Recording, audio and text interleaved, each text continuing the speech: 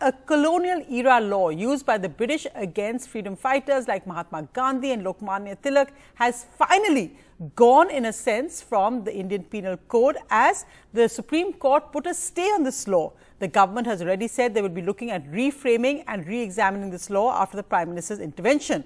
However, the centre argued strongly in court today against the current sedition law being stayed and said that it can be done under supervision of senior officers and that FIRs should still be filed with these charges. The Supreme Court and the Chief Justice-led bench said no, and this law is now stayed. It's in abeyance, which means that no fresh FIRs can be filed with these charges and that those currently in jail can apply for bail. India's Chief Justice N.V. Ramana's historic order just months before his retirement in September. The Chief Justice-led bench, along with Justices Suryakant and Hima Kohli, today ordered that the 162-year-old British-era sedition law used against Mahatma Gandhi and Lokmanya Tilak be stayed till the government, as said in its affidavit, re-examined the law. Importantly, all those currently in jail on sedition charges can apply for bail, and no fresh cases can be filed under this section 124A of the Indian Penal Code. Solicitor General Tushar Mehta argued vociferously in court today against the sedition law being stayed. He said that future sedition FIRs should be allowed, but after scrutiny by SP-level police officer or above. On pending cases, courts can be directed to expeditiously consider bail. Pending cases may involve other additional charges like terrorism, etc. Pending cases are already in courts. Let courts decide. Let us not undermine respect for the judiciary. The petitioners, including a retired general, the Editors Guild of India and TMC MP Mahua Moitra's lawyers, argued against the centre's stand, saying the law must be struck down by the court or put in abeyance.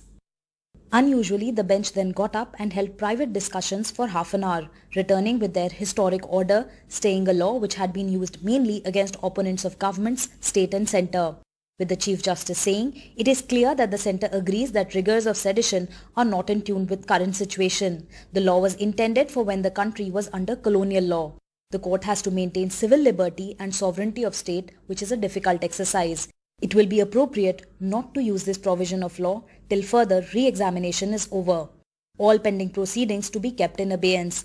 Those who are already in jail for sedition cases can approach courts for bail. If any fresh cases are filed, concerned parties may approach court and court to expeditiously dispose those. The Chief Justice's strong order prompted a strong reaction from the Law Minister, who talked of a Lakshman Rekha that none of the organs of the state must cross.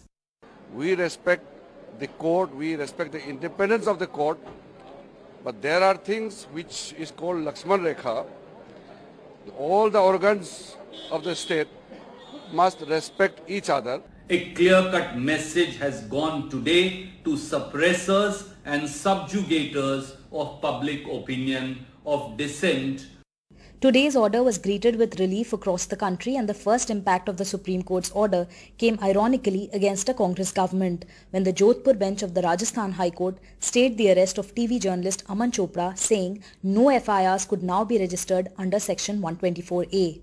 But for some others already in jail, relief might not be so easy, like activist Varavar Rao and journalist Siddiq Kappan, who face additional charges like the stringent UAPA law.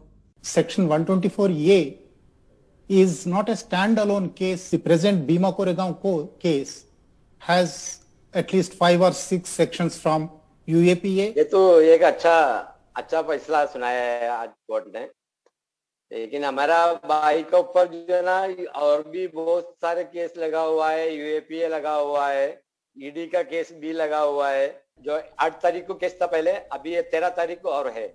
The Supreme Court has given a historic order today. While the centre has not given a clear timeline to the top court on how long it will take to re-examine the law, the next hearing of the case will take place in 3rd week of July, when the centre is supposed to update the court about the progress. With Harsha Kumari Singh in Jaipur and camera person Karan Patra in New Delhi, this is Sukirti Dwivedi for NDTV.